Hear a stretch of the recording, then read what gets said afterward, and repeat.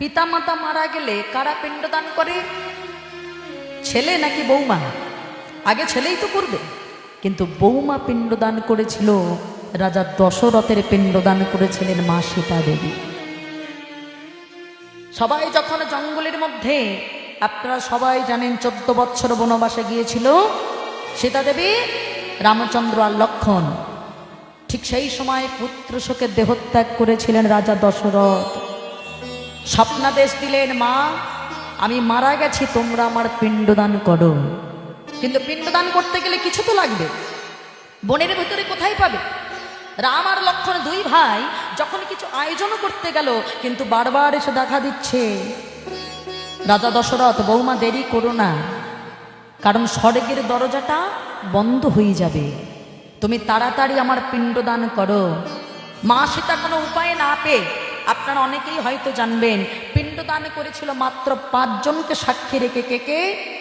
প্রথমেই ছিল ব্রাহ্মণ, দ্বিতীয় হলো ফল্গু নদী, তৃতীয় হলো গাভী গরু, চতুর্থ ছিল তুলসী বৃক্ষ, পঞ্চম ছিল বট বৃক্ষ। পিণ্ডদান হয়ে গেছে। পিণ্ডদান যখন হয়ে গেছে, রামচন্দ্র প্রশ্ন করছে, ফিরে এসেছে, চলো সীতা পিণ্ডদান করব। কিন্তু স্বামী আমি তো পিণ্ডদান করেছি। পিণ্ডদান করেছে, প্রমাণ? কেন প্রমাণ চাইছে? আপনারা বলতেই পারেন, রামচন্দ্র কি ভগবান নয়?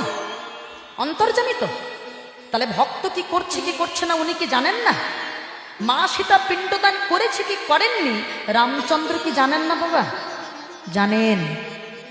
তবুও পরীক্ষা ভক্তকে, কারণ সীতা দেবী বলেছিল, প্রভু তুমিও 14 বৎসর বনবাসে কষ্ট করলে, আমিও তোমার সাথে কষ্টটা করতে চাই। পরীক্ষা। আমার পাশে থাকা এত সহজ ব্যাপার নয়। কি বাবা, এত সহজ?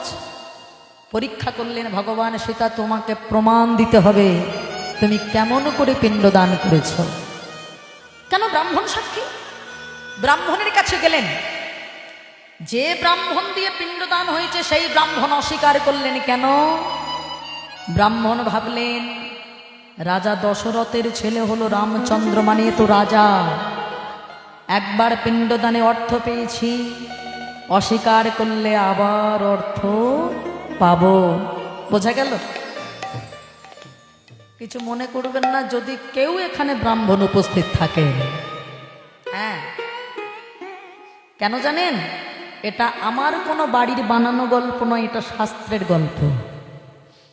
হ্যাঁ, বলে বসলো, যেই অস্বীকার করে বলল যে আবার অর্থ পাওয়ার লোভে সঙ্গে সঙ্গে মা সীতা দেবী অভিসম্বোধ করেছিল, সরব্রাহ্মণ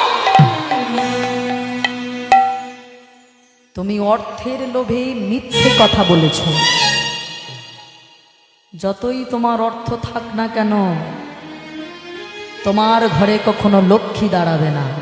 লক্ষ্মী হলো চঞ্চলা, আর সারা জীবন তোমাকে লোকের বাড়ি পুজো করলেও তোমাকে হাত পেতে অর্থটা দিতে হবে।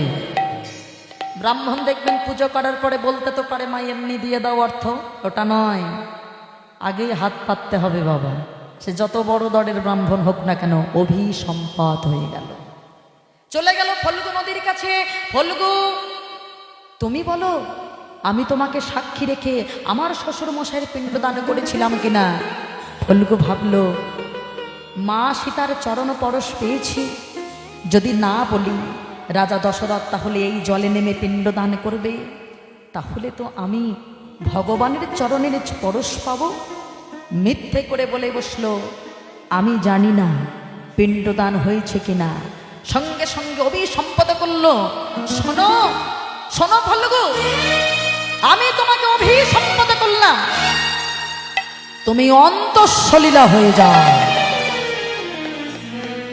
তোমার বক্ষের উপর থেকে যত বৃষ্টি হোক আর জল দাঁড়াবে না। সারা জীবন তোমার বক্ষে কুকুর শিয়াল হেঁটে পারাপার হবে। হলো কি না? দেখলেন, অভিসম্পদ হয়ে গেল। এবারে চলে গেল গাভীর কাছে, মানে গরু।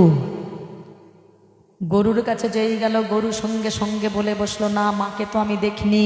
কারণ ভাবলো রামচন্দ্র ভগবান, একবার মা সীতার পরশ পেয়েছি, যদি বলি পিণ্ডদান হয়নি, আরো একবার পিণ্ডদান করবে রাজা দশরথ, আমি ভগবানের পরশ পাব। গরুও যখন অস্বীকার করলো, মা সীতা অভিসম্পদ করলো, শোন গাভী, তুই যখন এত বড় মিথ্যে কথা বললি, অভিসম্পদ করলাম। গরু মানেই সনাতন ধর্মের মানুষের কাছে পূজনীয় বাবা। তুই যতই সবার কাছে পূজনীয় হোস না কেন, সারা জীবন সবার বাড়ির এঁঠো তোকে খেয়ে বাঁচতে হবে। এঁঠো খেতে হয় না? যত দেখবেন বাবা এঁঠো কাঠা নিয়ে যত আনাজপত্র কেটে আমরা সব গরুর সামনে দিয়ে দিচ্ছি, অথচ গরু আমাদের কাছে পূজনীয় বাবা। অভিসম্পদ হয়ে গেল। চতুর্থ গিয়েছিল মা তুলসী বৃক্ষ। তুলসী দেবী ভেবেছিল, একবার তো মায়ের পরশ পেয়েছি গো, একবার যদি অস্বীকার করি তাহলে আমি তো একবার হলেও আমার প্রভু রামচন্দ্রের পরশ পাব। যেই না অস্বীকার করে দিল, সঙ্গে সঙ্গে অভিসম্পদ করল, শোন তুলসী, তুই এক নারী হয়ে আর এক নারীর যন্ত্রণা তুই বুঝিসনি। অভিসম্পদ করলাম আমি সীতা দেবী হয়ে, ওরে তুলসী, তুই যত্রতত্র হয়ে থাকবি, আর যেখানেই তোকে কুকুর দেখবে তোর গায়ে প্রস্রাব করবে। হয় নাকি? বাস্তবটা ভাবুন। তুলসী গাছ যত্রতত্র হয়ে থাকে বাবা, আর কুকুর যেখানে দেখে তুলসী গাছের দিকে তাকিয়েই প্রস্রাবটা করে তুলসী গাছের গায়ে। তবে দেবদেবীতে যা ঘটে ঘটুক, আমরা মানুষ হয়ে কিন্তু তুলসী দেবীকে অসম্মান করতে পারি না, কারণ তিনি হলেন কৃষ্ণ প্রেয়সী। তুলসী ছাড়া কখনোই গোবিন্দের পূজা হয় না বাবা, তার ভোগ নিবেদন হয় না। ওই জন্য দেখবেন মেদিনীপুরের দিকে এখনো পর্যন্ত চলটা রয়েছে, খুব উঁচু জায়গায় কিন্তু তুলসী গাছকে বসানো হয়, যাতে তুলসী গাছে আমাদের চোখের সামনে কোনো অবমাননা না ঘটে। এটা করা হয় বাবা, বহু জায়গায় এই নিয়ম রয়েছে।